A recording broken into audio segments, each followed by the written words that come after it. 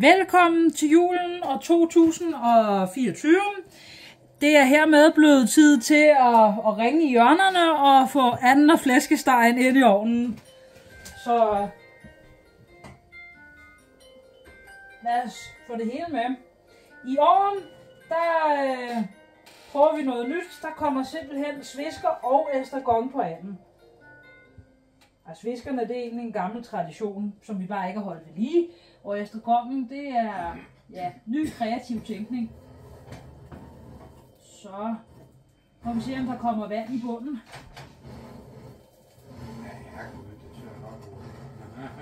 Så er det bare at få flæskestegen ind også. Der håber vi, at fadet kan få det til at passe. Vi har gjort det før, så må vi håbe, at det også kan lade sig gøre igen. Sådan. Det lykkedes på den måde, at den der nummer 2 herinde, den står på kanten af ovnen, og den står på kanten af den anden skål, eller fad, eller hvad det nu hedder. Ja, lad os bare sige fad, ikke? Ja, fad. Ja. Det var en af de svære, men det lykkedes. Og jeg tænker heller ikke andet til skade af at stå lidt tæt på fadet. Det værste, der kan ske, det er, at der kommer en rille. Så det er til at overleve. Vi skal bare lige kigge lidt til dem hver halve time eller sådan noget. Nå, men det var den årlige ovn ind i... Ja, fordyret ind i ovnen. Ja, den årlige stege ind i ovnen, ja. Ja. Jamen, så er det blevet aftensmadstid her i Højvanggård et par timer efter. Og jeg vil bare have lov til at ønske alle en rigtig glædelig jul. Og jo tak. Og skål og god appetit. Jo tak. Ja, god jul. Ja, god jul.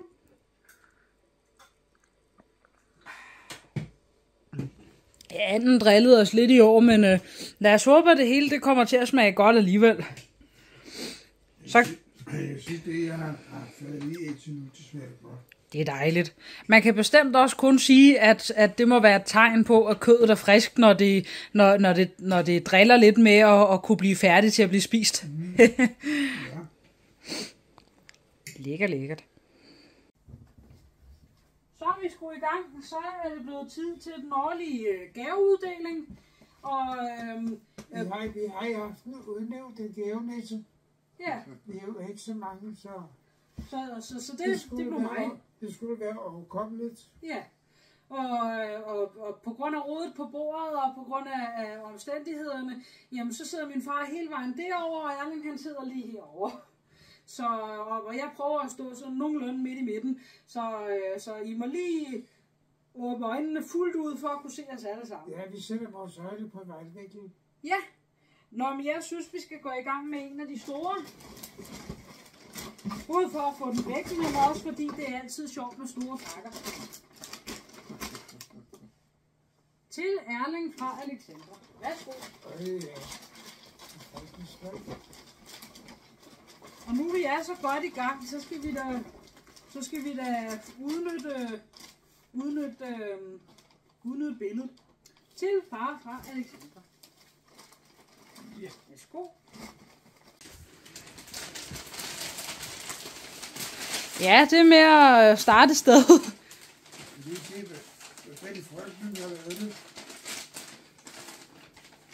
Der er tape over det hele. Mortens datter og jeg, vi blev enige om, at jeg havde det med tape, som brødrene Prise engang havde det med mere smør. I behøver ikke at sidde fedt med det. Det er bare... det er ikke noget, der kan gå i stykker. Så går I bare i gang med at rive og flå. Jeg river, du flår. Ja.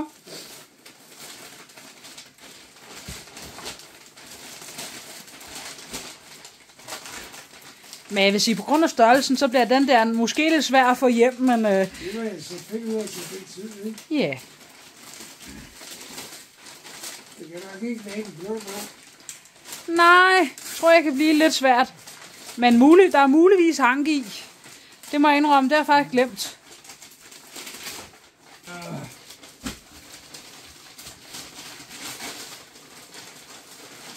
Ja, gavepapir, det smider I bare, hvad I har lyst til.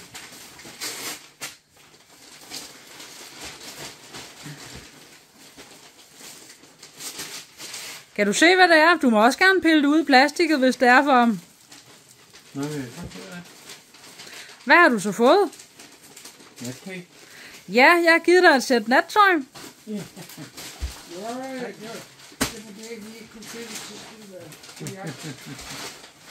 Det kan jeg godt forstå, I kunne. Det ikke kunne, fordi jeg købte det igennem Zalando.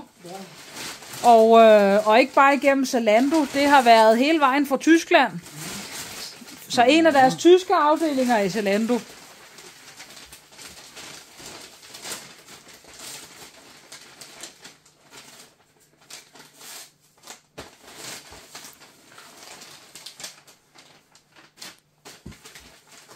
Ja, du er den eneste, der åbner op, så nu er der fokus på dig, Erling.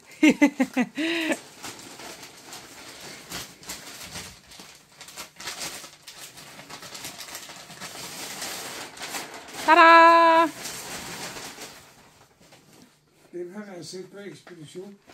Det har jeg, men jeg har købt den over nettet, så det er mere derfor. Jeg har ikke vil kigge så meget på det, for jeg har været bange for, at jeg ikke kunne få det ned i posen.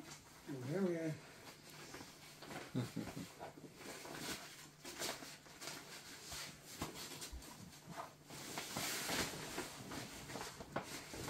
Ja, den ser god ud, den dyne. Ej, hvor skal jeg så godt.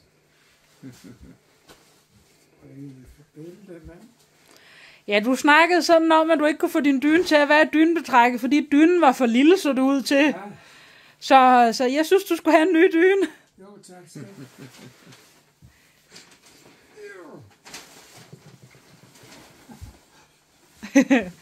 Erling, han er gået ind igen for at lægge sin nyankomne dyne, så vi andre, vi 20 starter på de næste pakker.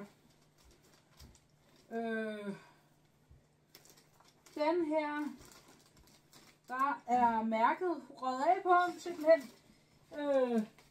Så den ved jeg faktisk ikke, hvem skal have. Jo, der var et løst mærke her. Til Jimmy fra Morten. Værsgo. Og der er skam også gaver til mig. Men det der er jo op, det er de gaver, som jeg har fået fra Morten, dem pakkede jeg op hjemmefra. Ja. Det fremgår også i videoen, at der er et lille billede senere i videoen, hvor I kan se noget af det, jeg har fået. Ja, det kan vi altid snakke om. Nå, det var hurtigt, du fik pakket dem op. Det ligner sengetøj. Jeg tror skam, at jeg ikke er den eneste, der har været jysk, ser det ud til. Ej, hvor lækkert. Hvad siger du til det, far? Ja. Er det noget, du kan bruge? Ja. Det var da dejligt.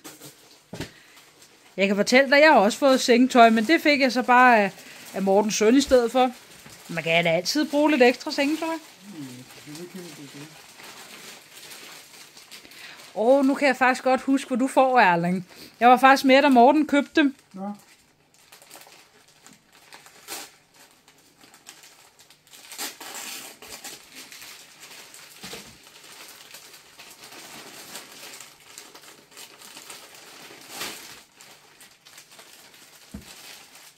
Et stykke stål. Næh. Dejligt. Godt tænkt, Morten. Selvom at det er for Morten, så håber jeg, vi håber, og når jeg siger vi, så mener jeg jo også Morten, at det er noget, du vil kunne lide. Ja, det er selv bestemt noget til. Vi var meget i tvivl, fordi der skulle være det der med, at der skulle være lommer, og det er jeg lidt usikker på, om der er i den der, men bare du bliver glad for den. Jamen, så har vi i hvert fald fundet ud af, at der er et par stykker af os, der har været jysk. Så nu begynder det at blive lidt sjovt for apropos snakken med kameravinklen. Og det gør det, fordi at jeg ved, at de næste par gaver, de fleste af dem er til mig. Så vi venter lige, men vi står lige her til at afsløre nogle af de næste par gaver. Der er en nytårsgave, hvilket er en ting, Helene og jeg gav hinanden sidste år, som egentlig startede med at være en ekstra julegave, jeg gav Helene, og så ville hun også give mig en, og så kaldte vi det for en nytårsgave. Ja, okay. Så det her, det er egentlig sidste års nytårsgave, som nu blev til en julegave.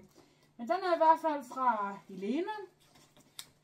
Og nu tager jeg et par stykker ud, bare for lige at sige, hvad det er, og hvem det er fra. Der er en til fra Helena. Det er så en julevenskabsgave. Det er åbenbart 2 ting i en. Til Alexandra fra Helena.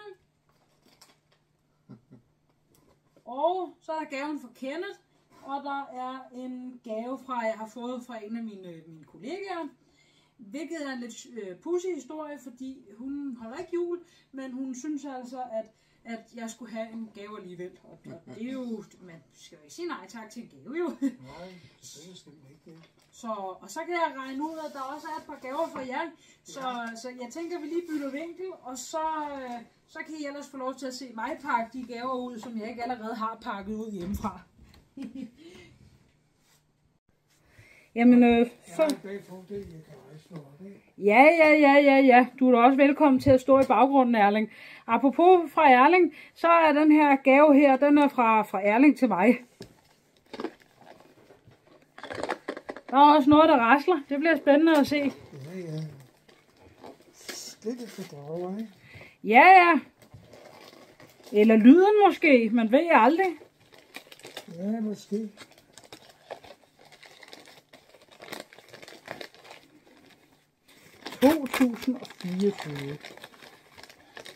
Og det var en, der ikke var så svært for op. Vil du tage imod gavepapir, Erling? Står du der og ligner en halv mand? Det går altså ikke. Der var Erling. Det er i hvert fald noget, der har noget med Matas at gøre. Men man ved jo aldrig, hvad der sker. Det må jeg se. Der var et lille Matas gavekort. Og så var der også noget lækkert inde i, kan jeg se. Ja. Du må gerne lade være med at bøvse i baggrunden, far. En lille parfume og noget serum. Det er det, der er. En ting er, at man kan altid kende et Matas gavekort på omslaget, men man kan aldrig se, hvad man får i ekstra gave, så det er altid lidt sjovt. Jeg håber, det er en god parfume. Det bliver sjovt at prøve på et tidspunkt. Jamen, mange tak, Erling. Velbekomme, skat. Det var pænt af dig. Og nu rykker bordet så også. Jordskælvet. Nej, det er ikke jordskælv. Det er fordi min far, han er på vej ud. Han vil gerne gøre sig lidt opmærksom. Men det er nok fordi, at han leder efter den gave, som han vil give til mig, tror jeg. Vi snupper lige en anden gave i mellemtiden, far. Det her, det var nytårsgaven, som jeg fortalte om før fra Helena. Så, det bliver spændende. Der blev kastet noget gavepapir, ser det ud til. Men der sker mange ting, når min far ikke må være i centrum, så er der lyde rundt omkring og alt muligt. Nå, jeg er spændt på at se, hvad Helena har fundet på. I kan slet ikke se, hvad der sker med min far. Han kaster med gavepapir lige nu. Så Erling, han har en opgave med at stå derovre. Nej, det var lige præcis, hvad jeg manglede. Jeg har fået frugt-te. Og Helena ved, hvor meget jeg elsker te. Og jeg manglede faktisk også te derhjemme, fordi at, det er lidt trængt, hvad økonomien står for tiden. Så det var en rigtig dejlig gave at få. Det kan jeg altså bruge. Det er dejligt. Jamen, endnu en gang tak til Helena. Jeg har jo sagt tak til hende allerede, inden at jeg fik gaverne, men derfor så er det altid dejligt og så også at finde ud af, hvad det er, man får. Ja. Når du kommer over, far, så snupper jeg din gave. Hold nu op, der er mere end en der. Jamen, du godeste. Nu glemte jeg helt at sige, hvad det her var. Det var jule- og venskabsgave fra Helena. Og den er apropos noget med avispapir. Jeg ved ikke, om det var Helena, jeg havde den snak med, at på et tidspunkt, så i gamle dage, før man havde julepapir, så havde man... Så brugte man avispapir til at pakke gaver ind med. Den er, apropos tape, jeg har ikke været den eneste, som har været godt i gang med det. Erling, jeg tror godt, jeg kunne bruge en saks. Den er lidt uhandig, den her. Nej, jeg løste det. Okay, Hold nu op. Ej, jeg vil godt have den saks alligevel, tror jeg nok. Så er der jordskælv. Jordskælv. Ej, vi rykker bare bordet en gang til. Jeg siger, at min far han er så livlig. Tak, Erling.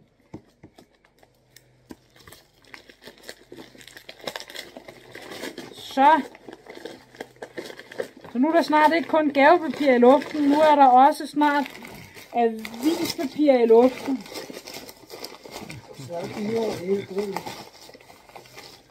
Så, dut.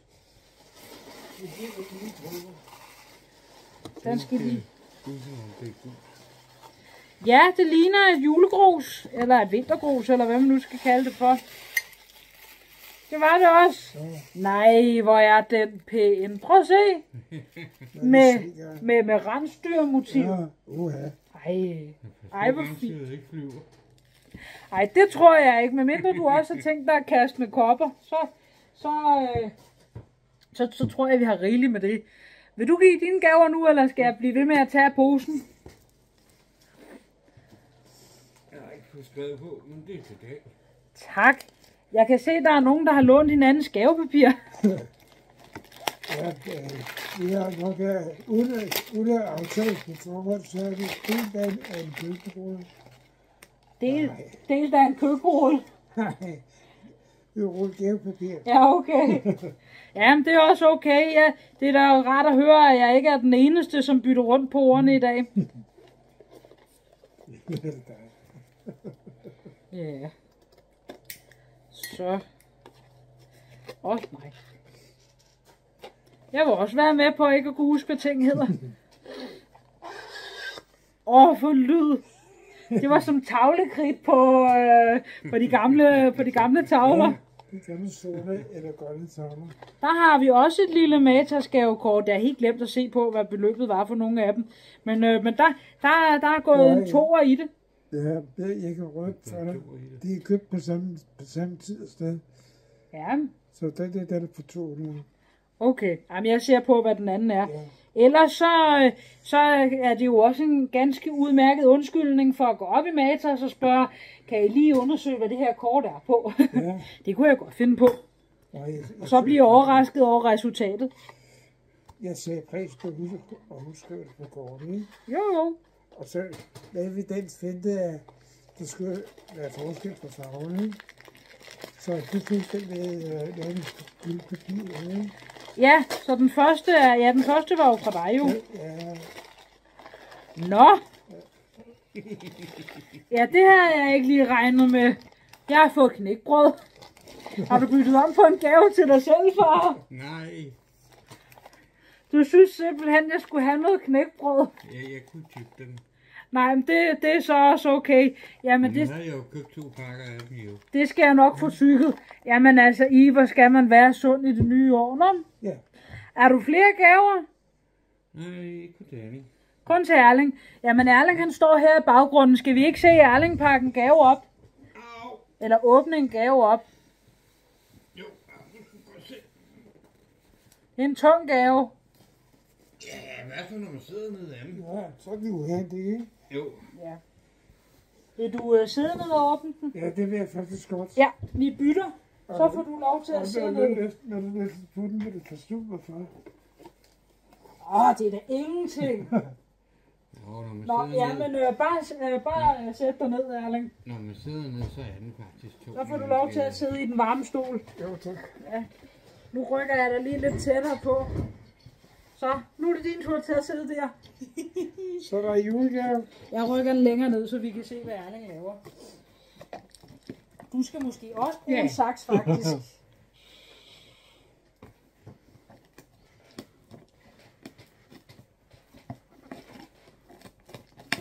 Jeg hørte Divi næsevenlig her til formiddag. Hvad lavede du så i mellemtiden, mens du hørte ham at gøre det? Det ser så fint ud. Nå, okay. Og hvordan kunne du så undgå at finde ud af, hvad der var i pakken så? Det skal jeg forklare bagefter. Nå, okay. Pas nu på. Altså, hvis I kunne se Erling på den her vinkel, så ville I se, at det er lidt drabeligt, det Erling han laver med den kniv nu. Den har fået adskillige ture med tapen. Ja, der har også været nogen, der har været glade for tape. Ja.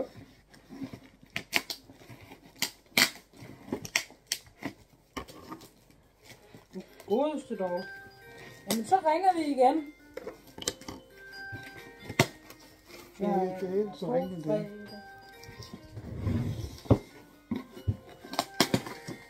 Nå, der er også en, der får knækbrød. Ja, jamen, hvor skal vi være sunde i det nye år, Erling? Ja. Og noget... Nej, egentlig så havde jeg egentlig fået at vide, at der var en knækbrød med. Ja, Men jeg har men kun stadig. taget, to af dem. Det var derfor, jeg sagde, at det var ikke en, jeg kunne knække over til siden. Nej, det tror jeg også. Ikke med gummerne. Og noget makrel ser det ud til. Ja. Ja, den holder helt til år 2029. Nej, så er det godt begge dele. Det er nok spist inden. Ja, det må man da håbe på. Jeg lægger det lige ind til dig, eller jeg står lige her og holder det i mellemtiden. Ja. Der er mere makrel. Ja. Det er lidt mærkeligt at pege ned mod dit skød og sige, at der er mere makrel, men det er der altså. Der er 3 dåser mere dernede. Det er fordi, at der skulle ligge i æsken, den måtte ikke kunne rasle, Nej. så man måske kunne gætte, hvad det var. Det kan godt være. Og man kan vel altid, hvis man kan lide makrel i tomat, så er der makrel. Kan du se, hvad det er? Ikke helt, men min far har vist mig det der apparat før. Ja, Og jeg har set det på forhånd. Hvad? jeg Ja, har kan du lige afprøvet vende det mod kameravinklen, og så fortælle os andre, hvad det er, Erling? Bare herover imod. Hvis vi nu drejer en halv omgang på stolen. Sådan der. Hvad er det? Det er en videoprojektor. Nå, ligesom du har derhjemme? Ja, Ja. det er bare en lidt anden udgave, ikke? Okay, ja. Jo, og så lyser den blå. Spændende. Den er afprøvet. Når der ikke er noget fornuftigt signal på, så viser den bare blå skærm. Ja. Jamen, det må man jo så håbe, at det er noget, der virker, og noget, du kan bruge. Ja, der er det, vi viste mig den forleden dag, så har jeg allerede regnet ud, hvor den skal være henne. Ja, okay. Det er lidt sjovt, altså. Det er lidt snyd, at du fortæller Erling, hvad han får, inden han får det, men Ja, jeg ved ikke, hvad, stadig. jeg ved ikke, hvad det skulle til for, men... Det er min far, han kan ikke finde ud af at holde på gavehemmeligheder. Det er han ikke så god til. Man skal helst lade være med at spørge. Ellers så får man at vide, hvad man får. Det er en evne, han har mistet med tiden. Og den her, den kan jeg godt regne ud, at den skal bruges til. Nå, men mens du ligger og roder med det, så finder jeg en... Nej, jeg ligger der ikke og roer. Undskyld, sidder og roder med det. Så finder jeg en gave mere, der kan blive åbnet op. Jeg ved, frøken. Apropos noget, der er lidt snyd. Det her, det er, hvis Kenneth han skulle se med på den her video, min gode kammerat Kenneth, så må jeg sige, at jeg har snydt lidt hjemmefra. Fordi at der var pludselig den her pæne pose under mit juletræ derhjemme. Jeg vidste ikke, hvem den var fra. Så blev jeg jo nødt til at åbne den for at kunne regne ud, hvem den var fra. Ja. Og det kunne jeg ikke regne ud. Men jeg tænkte, at jeg havde åbnet den og havde set, hvad der var nede i. Så kigger vi lige på det en gang til. Så fandt jeg ud af, at den eneste, der ikke havde haft navn på, det var Kenneth. Så den her fine julekop med en candy stok i, som jeg lige kommer lidt tættere på og viser. Ja, men den er fra Kenneth. Og den glæder jeg mig til at tage i brug. Det er lidt tosset at få en julekop, når det er den 24. december. Fordi at så er der ikke så mange dage at bruge den i. Men Nej, det er det selvfølgelig. til gengæld er det først nu, jeg ser, at der er noget kakao og nogle skumfiduser hernede. Ja. Så det er en gave, der bliver ved med at give. Så tak til Kenneth, og undskyld, jeg kom til at åbne din gave før tid. Så der er jeg vel nødt til at få penge til. Ja. Og så har jeg en pæn pose. Ja, også det. Det er nok. Koppen er selvfølgelig også god at have, men posen, den er altså pæn. Den skal jeg finde lidt andet at bruge til. Det er sjældent, man får sådan en guldpose. Nej, der var 2 pakker. Så tager vi lige kollegaens gave til sidst. Her har vi en lille gave fra Gæt engang. Det var Helena igen. Okay. Det er julegave, så da Helena hun har skrevet venskabsgave og julegave på en af de andre, jamen så synes hun åbenbart også, at jeg skulle have en julegave. Og den rasler rigtig sjovt. Så jeg er lidt spændt på, om det er noget, der er gået i stykker, eller om det er meningen, at det er noget, der skal rasle. Det kan godt være, at det er meningen, det skal også. Altså, Helena har givet mig en pengegave før, hvor hun gav mig de antal penge, som jeg var blevet i fødselsdag. Ja. Altså, jeg tror sådan 2 gange 25, da jeg blev 25 for eksempel. Hun gav mig vist også noget andet, men derfor synes jeg, det var meget sjovt at få den på. Ja. Så jeg er lidt nysgerrig på, om hun så har lavet et eller andet, der passer til den 24. Hun var i hvert fald meget god, at jeg først måtte åbne den der. Nej, der er flere ting hernede, kan jeg se. Nu skal jeg passe på, hvad jeg laver. Den her, der skal transporteres i det blå vogn. Ja, det lyder som en rigtig god idé. Så, der er kort, og der er konvolut.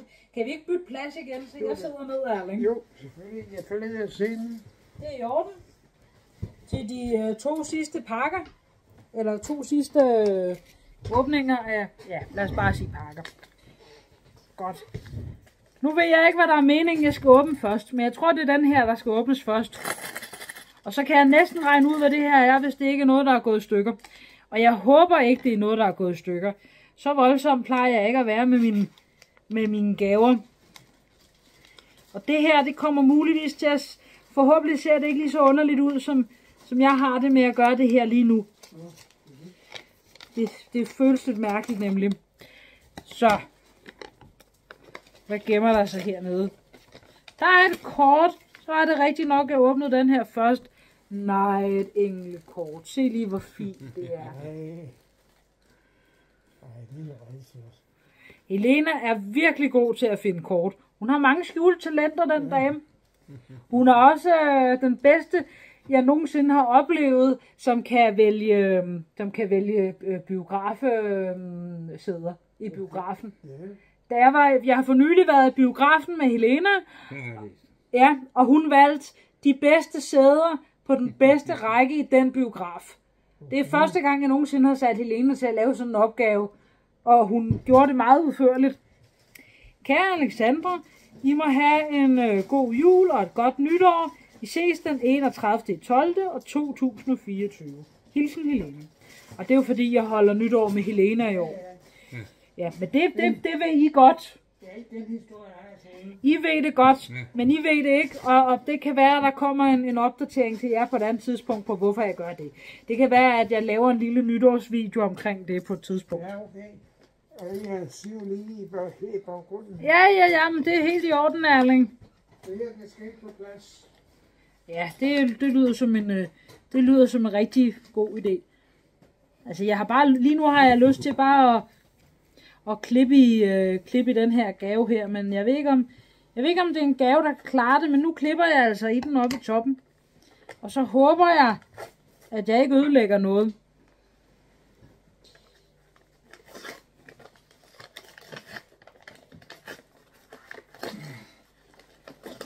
Jamen, det gjorde jeg ikke, for det var rigtig nok en mistanke. Jeg har fået mønter. Jeg har fået en masse 20'er og nogle 10'er. Så kan man jo... Altså, det er virksomt. Det er en gave, hvor man har svært ved at sige, at man ikke må gøre ting op i penge, for når man har fået penge, ikke? Det, ja. Det var smart. Det var rigtig smart, det. 20, Bravo, Helena. 20, 40, 60, 80, 100, 120, 140. Der er 150 kroner i 20'er og en enkelt 10'er. Jamen det må jeg da virkelig huske at passe på. Jamen altså man mangler altid penge, ikke? Så godt, jeg ved ikke hvad der skete der. Der kom et eller andet frem på telefonen, men nu kommer mønterne i koppen. Og så synes jeg da, at vi skal tage den sidste gave, inden vi skal til at spekulere på, om jeg skulle lige til at sige, om der bliver risalamang i år. Og det gør der, men spørgsmålet er bare, hvornår man har lyst til det. Det her, det kan man egentlig godt sige en gave for arbejdet. Jeg har faktisk fået en gave for arbejdet, men det her det er fra en af mine bestemte kollegaer.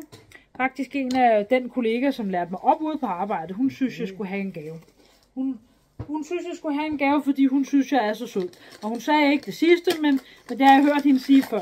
om mig. Så jeg tænker, det må være derfor. Fordi hunden holder som sagt ikke julen med. Det lyder meget sandsynligt. Så jeg er meget nysgerrig på, hvad jeg måske har fået af hende. Nej, hvor lækkert. Nej, hvor er det dog godt tænkt. Jeg har fået, hvordan forklarer man, hvad jeg har fået, når det står på engelsk? Jeg har fået, jeg tror det er nogle ansigtscremer, og det er i hvert fald for sådan et rigtig lækkert mærke. Der er noget body lotion i, og der er sådan noget body scrub i, og så er der en håndcreme i. For sådan et sådan forholdsvis sådan anerkendt mærke. Jeg har aldrig haft, hvis man har fulgt med i meget lang tid, så ved man jo godt, at jeg i meget korte perioder lidt har fortalt om, hvad for nogle ansigtscremer og sådan nogle ting, jeg bruger. Men jeg har ikke lige prøvet den her. Nu får I lige lov til at se den lidt tættere på.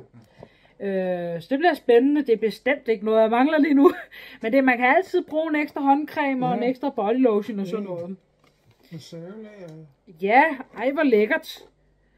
Og det er sådan noget, der er genanvendeligt og godt for miljøet, og noget, der kan genanvendes, og alle de her mange ting, som produkter nogle gange skulle kunne i dag.